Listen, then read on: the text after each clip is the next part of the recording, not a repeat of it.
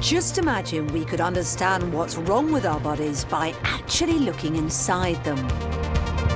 Wow, that is something. That's amazing. This series is all about helping families who, just like mine, are trying to get to grips with health challenges. It's always there in the back of your mind. It takes away your happiness. I just want to know the truth about what's happening in my body. By bringing people together with state-of-the-art technology, let's flip the visors down on our headsets. We'll let them literally see beneath their own skin. So let's peel away the bones. Wow, look at that. Gosh, I have never seen anything like this. Is that my prostate? It's like a big haggis. It's just really incredible to see inside me. Working with the country's top doctors, they'll have a medical consultation that will truly astonish.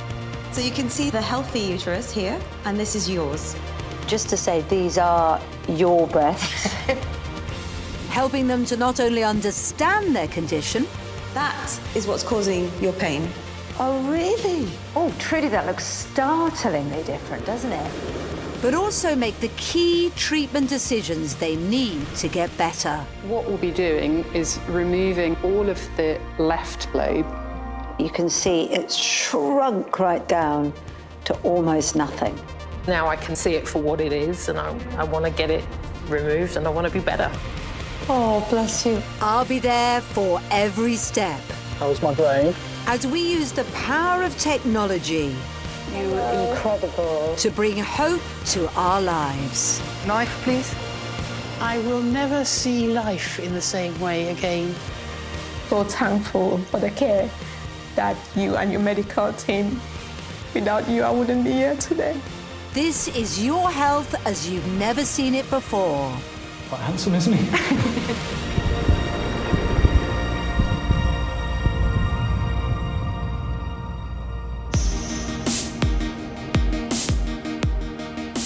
I think health is one of those things that when you're younger, you don't think about that much. You only really think about your health when it starts to go wrong.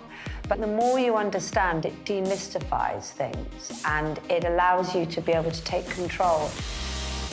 We're bringing patients and their doctors together in our unique imaging centres, where they have access to a mind-blowing consultation that helps them get to grips with their condition from the inside out.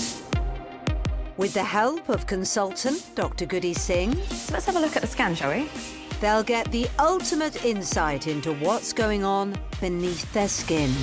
With the latest technology and augmented reality, we're going to show you your body in a way that you've never seen it before.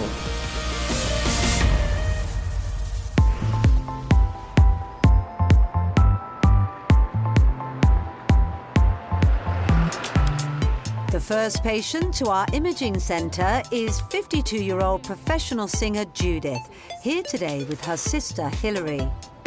From 6 years old, I knew what I wanted to do. Used to sing in church with my family. And from then, it was just a bug for me. I always wanted to sing. I enjoyed singing. It was just a release. It was a passion. You remember when we were growing up, and then we listened to the Jackson 5, and we used to watch it, and we thought we were the Jackson 5 because there was 5 of us as well. As soon as Judith was old enough, she hit the music circuit, singing soul and blues with her brothers. And when she was in her 40s, she began to see real success. Can't you see it's hurting me, waiting on you to make your move? I know I started working with a producer out in LA, put together some demo songs, and it was really good. A lot of people liked what we were doing. So I was on the right track. But it was while working in America in 2014, building her singing career, that Judith realised something just wasn't right. I was performing and recording in LA, and then I noticed a little nodule. Well, I felt it in my neck, because it started touching my neck, and I thought, what was that? Scared of properly confronting it for years, the lump in her neck has grown and is now affecting her airway, stopping her, tragically, from doing the one thing she loves more than anything, singing. It feels like I've lost myself, not being able to sing, because that's a big part of who I am. That's the only way I can describe it. I feel lost. So it's sad. It's very sad for me, yeah. With her career hanging in the balance, Judith is desperate to not only see her condition, but weigh up the potentially life-changing decision about how to treat it. Will she sing again? I just want to know the truth about what's happening in my body, and because it just seemed like it came up from nowhere. You know, being a healthy person for many, many years, how did this happen? She's about to witness the reality of what lies beneath. Hello. Ah, hello. So lovely to meet you. Nice to meet you too. Take a pew. Nice to meet and Hilary as well. So this must be quite frightening because singing is everything about you, isn't it? Yeah, definitely. For a vocalist, your voice is your instrument, and that's precious to you. It's not like picking up a bass guitar. If a bass guitar breaks, you could replace the bass guitar, but with your voice, it's yours, it's your instrument. Is it possible to see where it's swollen? It's just here. Yeah. So along here, it's swollen all here, and then it makes the other side quite enlarged. Judith's doctors have told her she has a large nodule within the thyroid gland in her neck, often known as a goiter. Half of all women and 30% of men will have a thyroid nodule to some extent by the age of 50. Symptoms can include difficulty breathing and swallowing and voice changes in more severe cases, all of which are affecting Judith. In a way, today, coming face to face, going inside that throat and seeing it in 3D, what are you hoping this will give you? I just want to know and see it for myself. For me, it's like confronting it, then letting it go and moving on. That's what I want to do, because this has been holding me back for a long time. Do you think it might give you the confidence to go through with surgery if you see the problem? I think by seeing it, and I can see how bad it is, then it's like, right, well, that has to come out. That has to be eradicated. And I think that's the reason why I denied it for so long, is because I couldn't see it. And I didn't know it was growing. So I was able to just dismiss it. And I think that's why I want to see it in all its glory. And Hilary, what about you? I think Judith would be quite shocked to see what it looks like, because we've been talking about this thyroid, this growth, and now it's time to see it. Definitely. Hello. Hi. Hi, Hello. Judith. Lovely to meet you. Taking Judith through for her consultation is Dr. Guddi. So, are you ready? I am definitely ready. Come with me then. Yep. She'll be joined by Miss Amy DeMarco, a consultant surgeon at Imperial College Healthcare NHS Trust, who is now overseeing Judith's case. While you become used as a surgeon to creating these 3D images in your mind, you forget how difficult it is for most other people to gain that appreciation. And so I think this would be a really wonderful tool to be able to show every patient if we could in clinic. Hi, Amy. Hi. How are you? Really well, thanks. How are you? You obviously know Hi, Judith. Amy. Lovely to see you again, Judith. And you. Nice to see you. You've obviously met Amy before. I have, yes. But how are you feeling about being here today? It's a bit scary for me, looking at it. But it's okay. I know that I need to see it, to confront it. And I just want to get on with getting myself better again. Okay, then. Let's go. Judith's own medical scans have been converted into spectacular 3D augmented reality. So she really is about to see inside herself. Sister Hilary will be watching it unfold with me next door. I think you've got an earpiece there, haven't you? If you pop that in your ear, and we can also hear what Judith and the doctors are all saying. So, if you're feeling ready, shall we put the headsets on? Okay. Yep.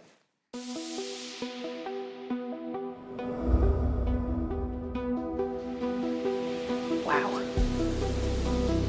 So this is your face, your head, your neck, and it's all constructed from your scans. Okay. I avoided looking at my neck for a good many years, pretended it wasn't there, didn't want to look at it in the mirror. And now when I look at it like this, oh my God, I can't believe I've actually just been walking around like this for so long. Oh, wow. She just looks bloated, doesn't she? She's using her hair, isn't she, in daily life to hide it from everybody else and also from herself. Yes, exactly. There's no more hiding the fact that this really is the size of the swelling in her neck. Next, Dr. Guddi wants to reveal the intricacies beneath the surface. Shall we look at the next level? Yep. All right, next. So this is a really beautiful recreation of your skull, your neck bones. Wow. So obviously what we're here to see is your thyroid. Yeah. And what I thought would be helpful is, first of all, to see what a normal thyroid looks like on your neck. Okay. So let's do that. Next. Okay. Okay. This is like a butterfly, isn't it? You said it. Amy, tell us what we're looking at here.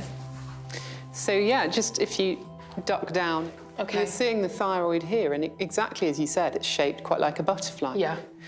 And you can see immediately the way the thyroid kind of wraps around your windpipe. Yeah, it comes right around here as well. Oh, wow. Okay. Your thyroid gland sits near your windpipe, just below your voice box. One of its main functions is to regulate the metabolism by secreting hormones, helping to control everything from appetite, weight, and bowel function. That's a normal thyroid. And hopefully that's helpful just to see what it looks like. Yeah. How do you feel about seeing what your thyroid looks like? I have to look at it. I have to see it, because I know it's not going to look like that. Okay, this might be hard to see, so brace yourself. Next. Oh, my God.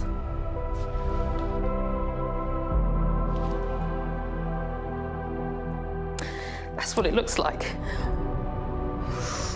Wow. Oh my God.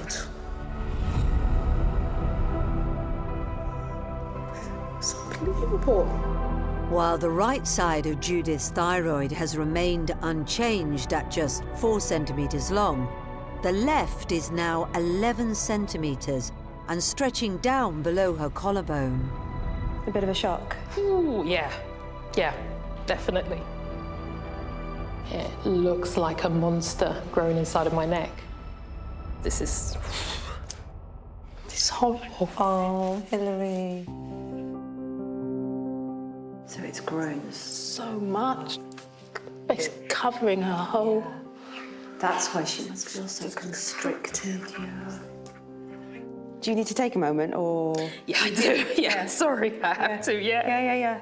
Take all the time you need. It's all right. It's hitting home, isn't it? Yeah. It's like no more hiding for you too. I didn't know it was going to affect her. Bless you. She never usually breaks down in front of me, but now she's confronted with it. She can actually see it. So, yeah, I've seen a side to her that I haven't seen before. It's all right. It's okay.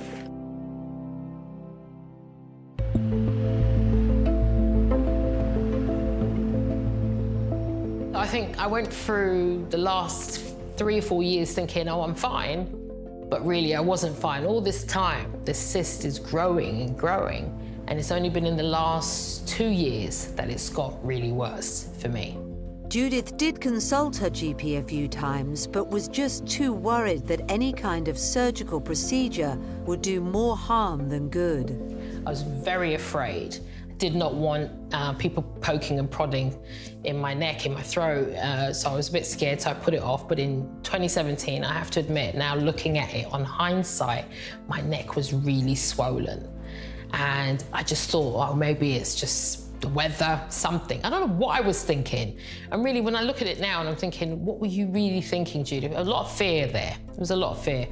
Everything's on hold. Yeah. Basically, your life's on hold. When I told my sister, she was upset. She was mad at me. and said, why didn't you do something about this? You've known. She goes, I know you want to do your music, but your health comes first. If she leaves it and then she says, oh, well, I'll leave it for a couple more months, what will happen?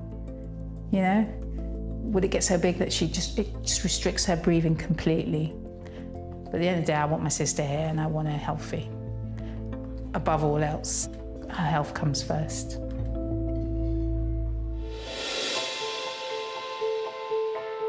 The doctors now want to delve deeper to help Judith understand more detail about her sizable thyroid growth. This is actually your thyroid enlarged, so you can see it for what it is. Okay. Now, Amy, can you just describe to us what it is that we're seeing and what's it made of?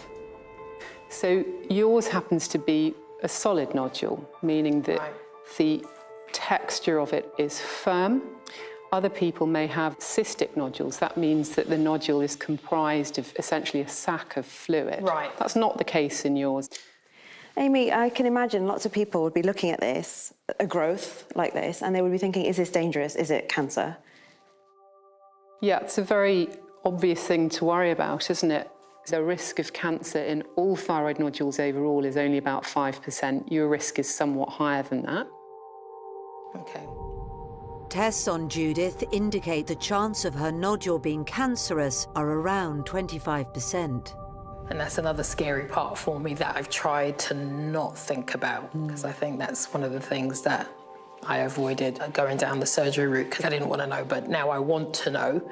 I wonder if she's still thinking about her singing at this point, or if she's thinking about her life. I think right now, in the moment, she's thinking about her life. Judith's thyroid growth is not only putting her singing career in jeopardy, but her health too.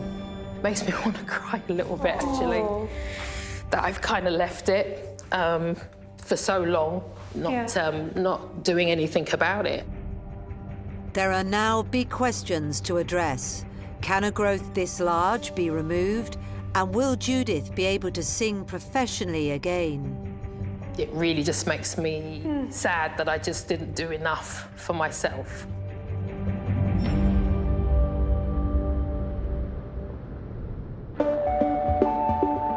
Significant thyroid problems like this have also been linked to issues with sleep. And in fact, a third of us struggle to get a good night's kip at some point in our lives. Luckily, Dr. Karan is here to help. Do you wake up feeling groggy in the morning? That feeling is called sleep inertia. And to avoid that, I'm going to tell you about the 90-minute rule. So each night while you're slumbering, your brain and your body goes through several sleep cycles. First few stages are where your body consolidates all the stuff you've learned throughout the day, and your brain also has a kind of a car wash or a brain wash. Those stages combine to make one sleep cycle, and that's roughly 90 minutes. And the closer you wake up to the end of that 90-minute cycle, the more fresh and alert you'll feel. If you wake up at some point in the middle of that cycle or in one of the deeper stages, you'll get that groggy feeling like you had when you've had a huge nap. If you wake up at the end of that 90-minute cycle, roughly, you'll wake up feeling with more energy and you won't feel like you're just recovering from a hangover. Feeling great and healthy is what we all want. 1 million of us Brits visit the doctor every single day in search of answers to our health problems.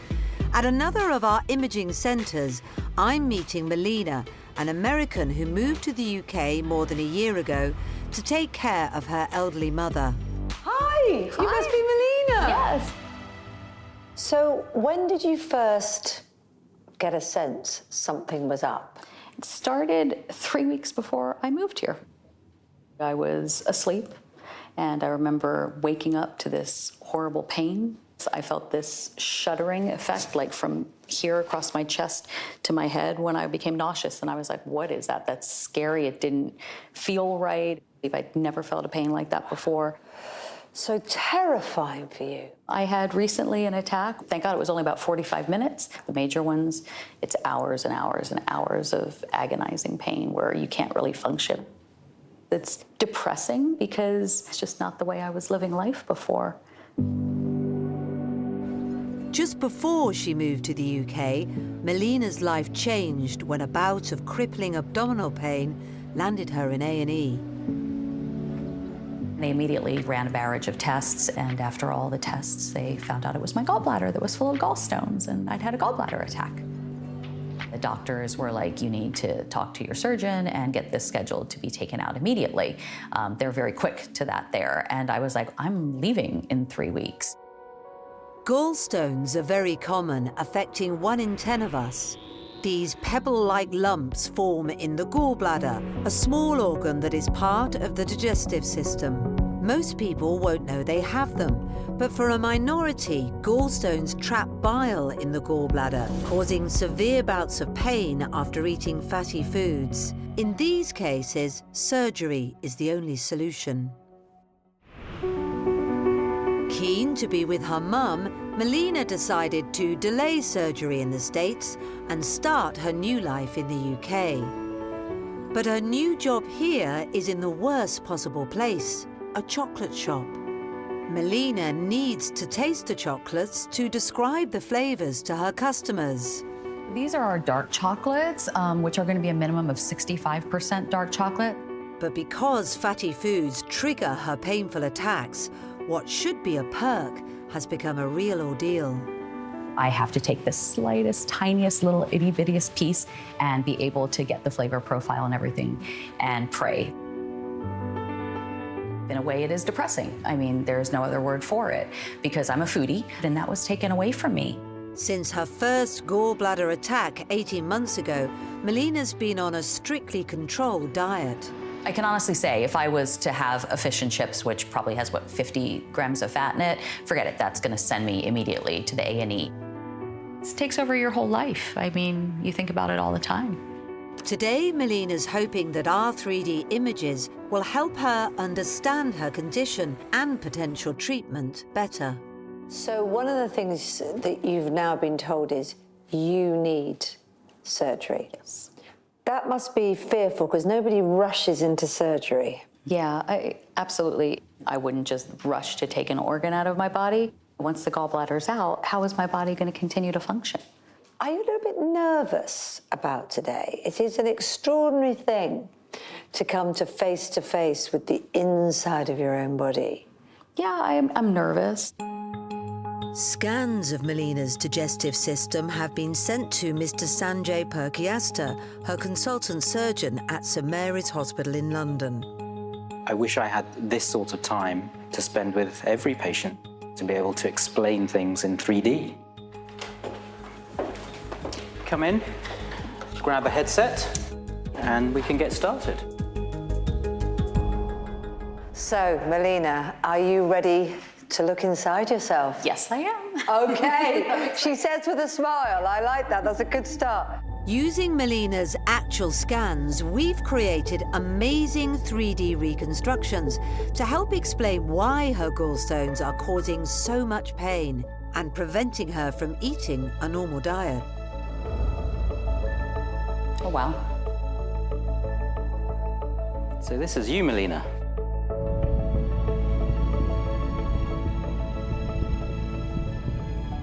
Come round and look at yourself from all angles. This is crazy. It's extraordinary, isn't it? Extraordinary. I mean, I just can't believe it's me. That's my insides right there. It's just wild. Whew. Well, Sanjay, do you want to take us on inside? Sure. So this is a lot of the skeleton taken away and enlarged. But if we turn you around. Wow. Oh, wow. Oh, my goodness. Okay, and look from behind. It's so interesting to see it like that. You can see that's the food pipe. So when you eat, the food comes down here, goes into the stomach, gets mixed with acid to kill all the bugs, and is all churned up into a liquid, and then it comes into your duodenum here. Mm-hmm. And that's the first part of the small bowel. And just over the ridge there, that's the gallbladder. Just amazing. Can you see now where the pain is and show us on your body? Yeah, so it's going to be right Just there. get right in and touch it. Just right in and touch it. Nothing will happen. Right there. What is the point of the gallbladder? It seems to be causing a lot of problems. Why do we need it? It gives us a bit of an extra hit of bile. Bile is a greenish-yellow liquid that helps break down food. Up to 1 litre a day is produced by the liver and then stored in the small pouch-like organ known as the gallbladder. It allows us to absorb things that are fatty and certain really important vitamins that without bile we cannot absorb. When the gallbladder is functioning normally, it squirts bile into the small intestine so that fatty foods can be properly digested. So we know that the problem for Melina is the gallbladder. Shall we take a closer look at it? Sure, you ready? Yes, Are you I'm ready, Melina? I am ready. You ready to come to face to face? Face to face with it. With this pesky gallbladder. Next. Wow. Oh. You may What are need to your take a thoughts? step back. What are your thoughts of that? It looks like a sweet potato. Melina's gallbladder is 11 centimetres long, only slightly bigger than average. It should be shaped like a pear, but hers is more like a sweet potato, and the culprits causing this change in shape are lurking inside. To show you the problem, we're going to go to the next image. Next. That's the problem. Wow. Oh my God. It's full of stones. So these are actually your stones. And you can see it is absolutely rammed full of stones. There literally isn't any room inside your gallbladder. Oh my God. Normally, gallstones measure less than ½ a centimetre, but some of Melina's are more than twice that size. Her gallbladder is so tightly packed with stones that the bile gets blocked, which means fatty foods are completely off the menu. And this stone up here, this is blocking the exit, the duct of the gallbladder. And this being here, when the gallbladder contracts, it just can't empty. That's the source of all my pain. You just come face to face with your gallstones, so many of them. Yeah, like literally I'd want to sit down right now. I mean, almost, it's kind of emotional, sorry. Do you want a chair? Oh. If I could, yeah. Let me get you a chair. It's scary. Of course it is. It's terrifying. Thank you, Come sorry. on. That's okay. Take a little sit down. It's a little overwhelming, Of course it's overwhelming. So when you saw that, did you feel a... Yeah, I could feel like that's what it is, that's the problem. And now I see how massive that problem is with those gallstones. I'm almost afraid to eat again. I realize how packed it is, and every time it has to contract, there's that fear of that pain coming back again, so. But it's very difficult to live on a completely fat-free diet. Well, it's difficult to live on a knife edge. That every time you put something in your mouth, you know, you're going to be in excruciating pain. Yeah. Gallstones usually develop when your bile contains too much cholesterol, a type of fat. That cholesterol then hardens to form stones. Risk factors for the condition include being overweight and over the age of 40. Is there anything that I could have done to avoid getting these stones? Probably not. Women get more gallstones because of hormonal reasons, really. The other thing that causes gallstones to form is rapid weight loss and crash diets. So crash dieting or yo-yo dieting could be a factor. Is that something that you did? Yes. I mean, so I've always struggled with my weight. And so I've been heavy, I've been thin, I've been heavy, I've been thin. So when you said that, I automatically was like, bingo. That's more than likely what caused it for me. When we eat 3 square meals a day, bile gets released regularly. But when we crash diet, bile and cholesterol build up, which can form gallstones. Melina now has a choice to make. Live her life on a fat-free diet in fear of the next attack, or push forward with surgery. So we want to solve this problem. I know Melina is thinking very seriously about surgery. What would that involve? I mean, could you take the stones out? Could you cut them out, or...? I wish we could. Unfortunately, one of the problems with the gallbladder is the wall is so thin. If you make a hole in the wall of the gallbladder to take the stones out, you have to make quite a big hole, as you can see, particularly for Melina. It doesn't heal, and then you get a perpetual leakage of bile, which actually could be life-threatening. If the bile leaks, it can cause sepsis, which is a life-threatening and extreme reaction to an infection. To avoid this at all costs, doctors need to remove the whole gallbladder, not just the gallstones. We have to operate with keyhole surgery, and all these structures are within a centimetre or two of each other, and we have to separate them all, clip off the little blood vessels, and remove the gallbladder from the liver bed. We put it in a bag and send it off to the lab. Oh, wow. So once my gallbladder is actually out, how is my body going to cope with functioning without it anymore? Well, let's have a look.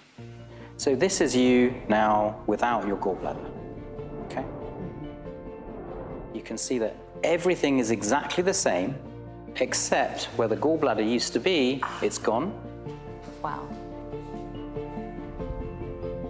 And there are a couple of titanium clips here. And all of this makes bile. It still allows bile to flow from the liver through the common bile duct into the duodenum.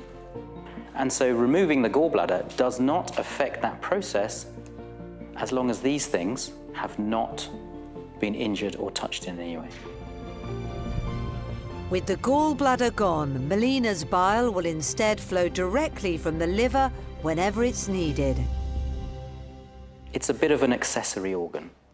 It's like a cute little handbag that causes a lot of pain. A lot of pain. Yeah. When it goes wrong. So you've stepped inside yourself, Melina. Does it make you feel more convinced to go ahead with the surgery? Oh, absolutely. Yes, no doubts. There's no question in my mind. I definitely want to do the surgery. The pain is just too much.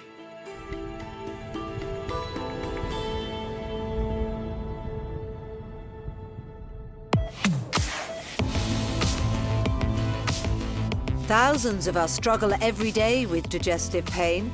In a bid to keep our stomachs healthy, more and more of us are reaching for probiotic supplements. But are they really the solution? Dr. Karan has the answers. So, probiotics, secret health hack, or is it all hype?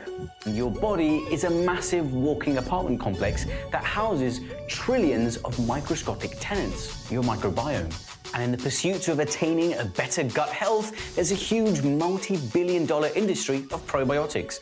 Pills, yogurts, drinks, all sorts. All of these claim to introduce good or friendly bacteria to improve our health. So it sounds amazing, right? Well, I think it's a bit too simplistic to think that a one-size-fits-all drink can improve everyone's microbiome. I mean, your microbiome is unique, just like your fingerprint. So as a doctor, what do I recommend? You can increase the amount of prebiotics in your diet. It's a fiber, and prebiotics is what all the gut bugs actually thrive on. But listen, if you like the taste of your peach-flavored probiotic drink, by all means, if it makes you feel good, go ahead. But just know there's other things you can do which are easier on your wallet. While looking after our own bodies with a good diet, exercise and the occasional supplement can go a long way towards achieving lifelong health, there are some conditions that only medical intervention can solve. In our imaging centre, professional singer Judith has been confronted with a huge goiter or thyroid nodule in her neck that has pressed pause on her career. Oh my God. That's what it looks like. Wow. More than just stopping her from singing, the growth is so large it's beginning to affect the fundamentals of just getting air in. The breathing part is hard because walking takes a lot out of me, which I never used to. And if I walked upstairs, by the time I got to the top of the stairs, you're like, you can't breathe. And then you're in pain because no air was coming in. So you're trying to gasp for breath. That's the problem. I have trouble sleeping. I can hear myself wheezing. So it's like a whistle, and it's because there's no air getting in. So it's made it very difficult for me. Trouble with something as basic as breathing is obviously very serious. The doctors now want to show Judith how the sheer size of the goiter is putting her airway in genuine danger. So this is a view from the back. So we've taken away your cervical spine, your neck bones, and so we're looking at your windpipe here, and your voice box and your thyroid from behind, yeah? And what we can see is that the trachea should essentially be in one straight line down the middle here. Okay. Whereas in fact, with this growth in your thyroid, on your left, everything's pushed over. When you draw air in to get a big breath, the air now has to travel, instead of straight down without having its flow impeded, it has to travel around these bends, and actually its flow is limited at this pinch point here. So Judith's windpipe has been completely bent sideways as her goiter has swelled in size, disrupting the natural flow of air into her lungs, and left untreated, this could become life-threatening. She sounds out of breath even when she speaks sometimes. She's gasping a bit. Can you see that there? Yeah, I can see that. So that's what's preventing me from actually getting air. So yeah, it makes sense. Because you're a singer, the most important part of your windpipe actually is the top part, the larynx, which Amy described before is your voice box. Yes. I mean, we can appreciate that the trachea, your windpipe, has been deviated, but it's also having an effect right up here where your voice box is. And I think what would help actually is if we could have a look at that. So let me see if I can just rotate that for you.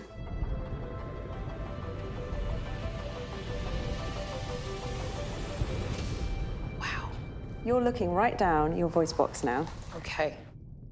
So what you can see here, these soft muscular structures are your vocal cords, forming this triangular opening from your voice box and leading down into your windpipe.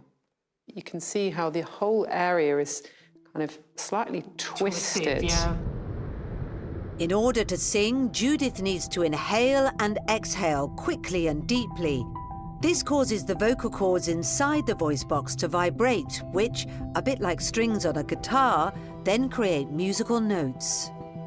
Now, although your vocal cords are actually positioned normally, and as we can hear from your voice quality, they're moving normally, because you can't physically get enough air in and out, that's affecting you when you're singing. Yeah. It's crazy to me to think that I was trying to sing with that. Now seeing it, it really just puts it into perspective. There was no way that was going to get any better without doing something about it. Exactly. Yeah. She's seeing it in the cold light of day. She will not be able to sing if she does not have this removed. Judith needs an operation if there's to be any chance of getting her singing voice back. But up until now, she's been too worried about the risk of surgery itself to take that step. When I think about an operation, sometimes I then start crying and thinking, oh my God, I have to go through this surgery. As a singer, that's the scariest thing you can tell someone as a singer, that we have to operate on your throat. That's your livelihood, and that's your talent, that's your soul there. The prospect of not being able to sing again I think it would, and I hate to say it would destroy me. It's extremely scary. To help Judith make the final critical decision about surgery, Amy wants to show her exactly what's involved in the procedure, which is carried out via a small horizontal incision in her neck. What we'll be doing is removing this whole, what we call lobe, so all of the left side of your thyroid, the butterfly wing on the left, as we called it, and leaving behind this normal right lobe. Even with one half removed, the thyroid can usually still maintain all its key functions within the body. And my priority is obviously to leave all of the important structures functioning normally. The structures that can be more difficult to handle carefully are the tiny nerves to your voice box, but I use some special equipment during surgery which allows me to monitor the function of these nerves. Special sensors will immediately alert Amy during surgery if any of Judith's key nerves to her voice box become stretched or irritated, creating an added level of protection against damage. Wow, yeah. How does that all sound to you? Yeah, it's good to know. They are going to have those crucial nerves in sight, and they are prioritising it, which has got to be reassuring for her, hasn't it? Yep. Otherwise, she wouldn't go through with the operation. No, quite.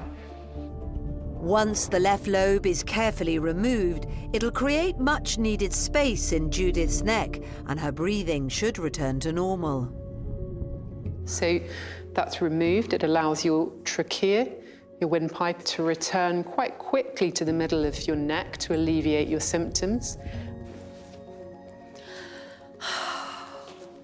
So yeah, come around here and then you can have a look. It's all gone on that side. Yeah. Now I feel better seeing that. Yeah? Yeah, definitely. That looks fantastic.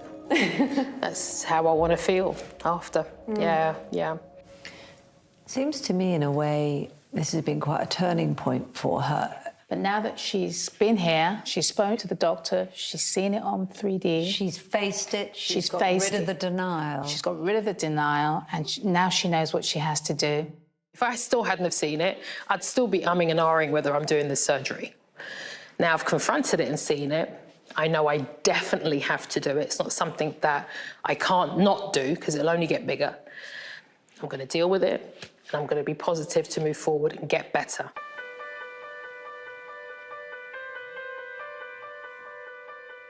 Here is Judith! Hi. Well done. Hi. Hilary, come on. You know you want to give her a hug.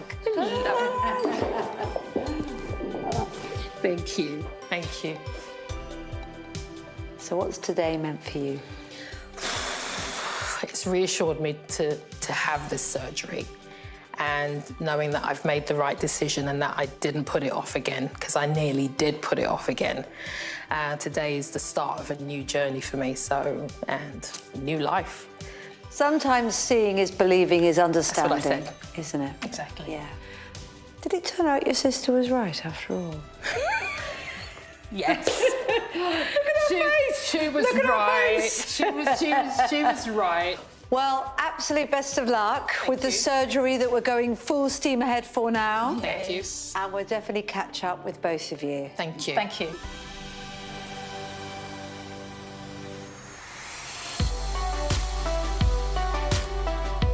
It's been 4 weeks since Melina's gallstones were revealed to her in our incredible 3D images.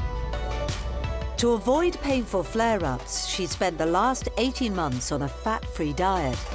Now she's awaiting surgery at St Mary's Hospital in London in the hope that she can start eating normally again. Seeing the gallstones and the state of my gallbladder really impacted me a lot. I just didn't realize how severe it was, seeing it so jam-packed full of stones. I now am able to clearly visualize what's happening when I'm eating, when the gallbladder is squeezing, how it's affecting the stones, and to be honest with you, it's just really scary. So I'm glad I'm here and it's gonna go, it's gonna be out.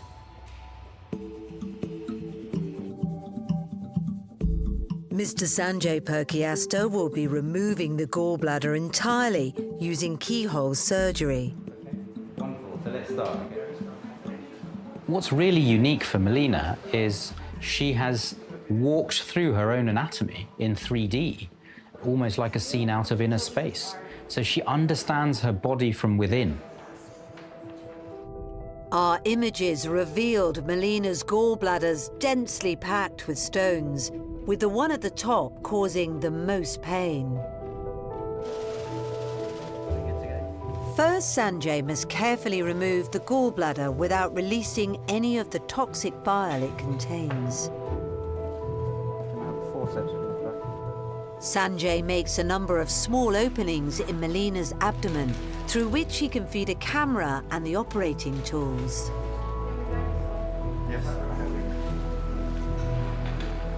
Okay, there's her gallbladder. Okay, let's come anterior to it now. There's a big stone there. I could feel that with the grasper, just there. To release the gallbladder, Sanjay needs to cut it away from surrounding tissue and snip the tube that connects it to the digestive system. It's not attached to anything but these final little strands. There you go. With the gallbladder free, Sanjay bags it up and then pulls it through the 12mm hole. Okay, so it's coming out now. There you go.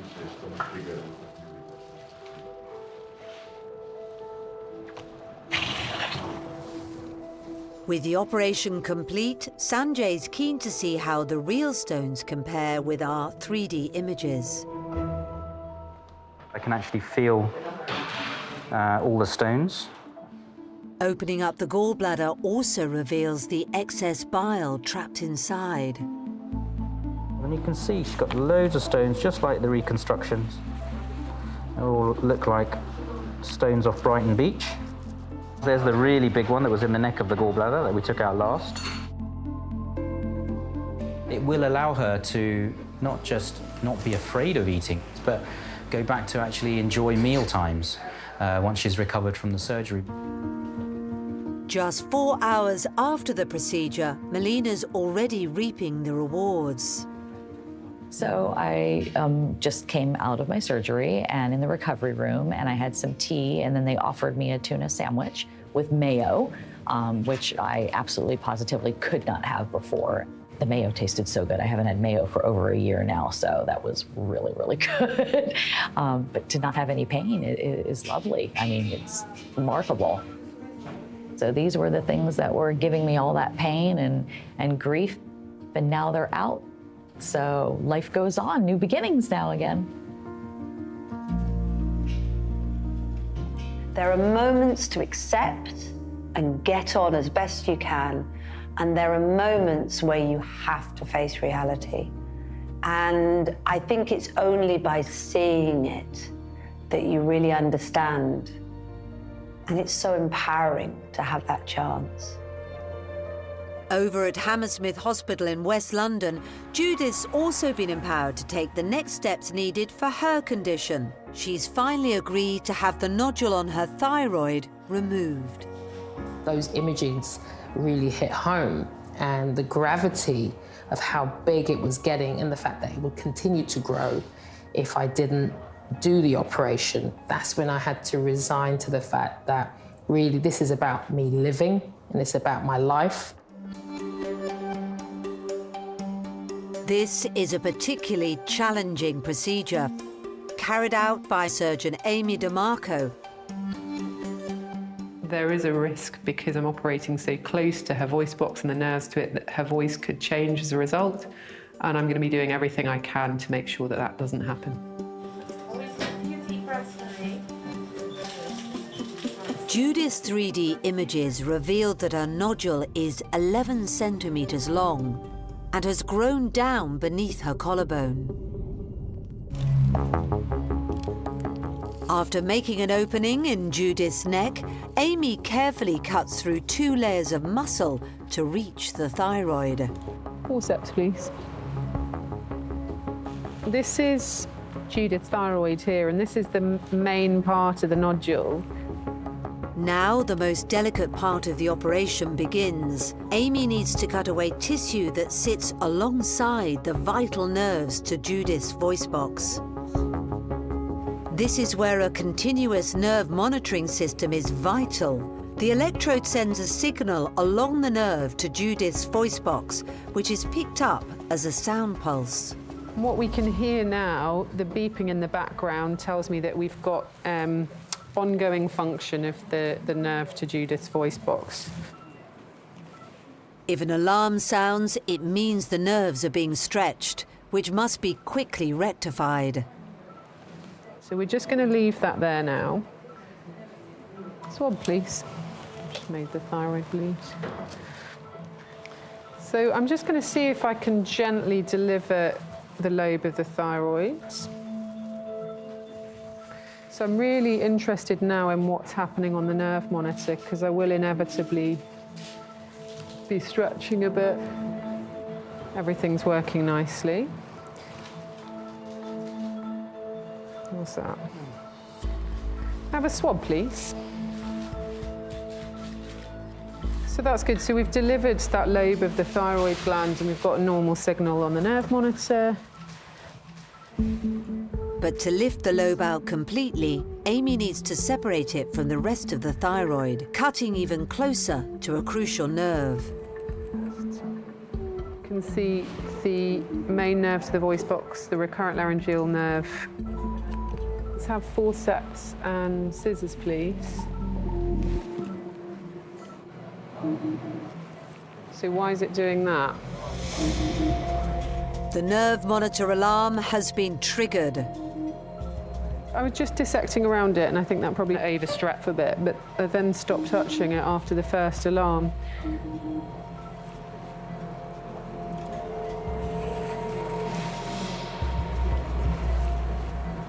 From just moving that thyroid gland around, the nerve is telling us through the machine that it's a little bit unhappy. So we're just going to give it a little wash and a rest. Let's see what happens if we wait 5 minutes.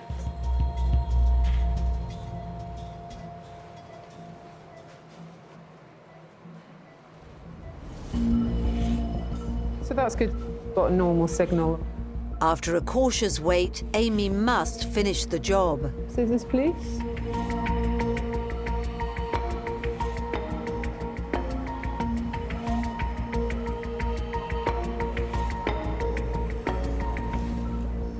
Okay, and it is free. Amy can now compare the growth to the one revealed at our imaging centre. It's pretty much as we saw it. This is really the main part that was in Judith's neck. So that was extending like so, down towards her chest. Judith's goiter has been removed, but it's too early to say whether the stressed nerve to her voice box will have had an impact on her vocal ability. The surgery was pretty much as expected, but there's a certain amount of recovery that needs to happen. I really hope she gets back on stage.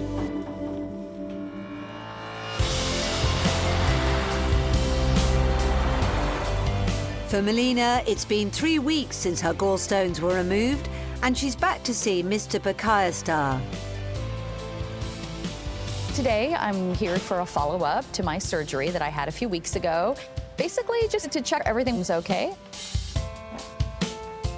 Hello. It's lovely to see you. Good to see you. Come and have a seat.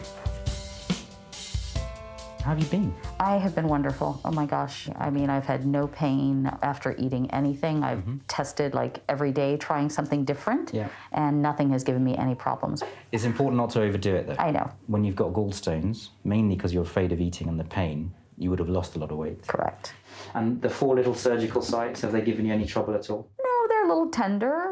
So I'm not wearing jeans. I'm wearing like leggings because they sit a little easier right there, but there was no problems. Some people do get a bit of bloating and occasional diarrhea, not at this stage, but later on. Okay. And occasionally that's just because if you're having a very rich meal and you don't have your gallbladder, you don't absorb all the fat, which is not a bad thing, but it can give you a bit of a loose stool. And if that happens, there's nothing to worry about. Okay. It's just one of those things. And the benefits that you will already have evidenced far outweighs any of those problems. Oh, absolutely, Okay. yes. So restrictions-wise, there's really nothing you can't do. Okay. So the whole point of laparoscopic or keyhole surgery, you know, the biggest cut in the muscle for you was about 12 millimeters, slightly less actually. And so you can do pretty much every exercise.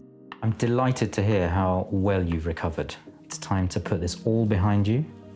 Gallstones, gallbladder, surgery. Time to get on with life. Melina's great. She's completely recovered. She's back to eating normally. She's lost that fear that she had of eating any food. Thank you. All the best. Bye-bye. I just really feel so reassured now after, finishing the consultation with Sanjay that, I have my old life back again. It's a fresh start.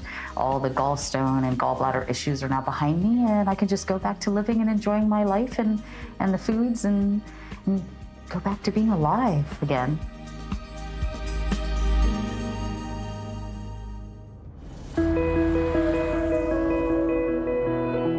It's been more than a month since the surgery to remove Judith's thyroid nodule was completed, but the recovery has been slow. After my surgery, I was extremely hoarse for a good many weeks. I was concerned because I wasn't able to speak properly, couldn't sing properly. I really couldn't get anything out. I'm here today to find out, will my healing get better? Will my voice get better? And will I be able to sing again the way that I used to sing, and if not, better? Judith's come to discuss her progress with her consultant, Miss Amy DeMarco, and Dr. Guddi. Come on in, have a seat. Have a seat, Hello. have a seat. Hi, Amy. How are you? Good to see you again. And you? So, how are you feeling? I'm good. It was a struggle when I came out of hospital first 4 or 5 weeks, and now I can just breathe with ease. I can feel all the air just whooshing through my throat, and it's amazing because I haven't felt that for such a long time. I sleep better. The result has been fantastic. Obviously, we were a bit concerned about this thyroid nodule, and I'll cut to the chase. Good news. No cancer, all benign. Oh, that's a relief, isn't it? So that's good. Yeah. That's one thing. Yeah. Happy. Yeah. Did the operation itself go well? Absolutely. What you had removed was big. You know, it's 172 grams, but 172 grams makes it about 5 to 6 times the weight of a normal thyroid leg. Obviously, we had a few things to deal with. The upper nerve to your voice box was always perfect. We saw on the continuous nerve monitor a bit of stretching artifact showing that the lower nerve was just a bit irritated because it was such a big nodule that we were having to deliver.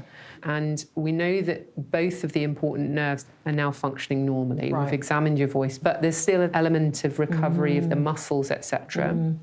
So from now on, it's really over to you. You can go back to singing and back to normality. Okay. So, one day at a time. That's all I can do. I'm just delighted for you. Thank you. Can't wait to hear you sing. Okay, thank you. Invite us to that first performance, please. Thank you very much. Yeah, You're thank really, you. really welcome. Thank you. Thank you, Amy. Take care Thanks, now. Amy. Take Bye-bye. care. After hearing that I'll be able to sing again, that's all I wanted to hear today, and that's what I got. I think we put our trust in doctors and nurses and health professionals. I know I do. And it's frightening when they have to tell you that things might go wrong. It's fantastic to have the opportunity to say, this is why you need our help.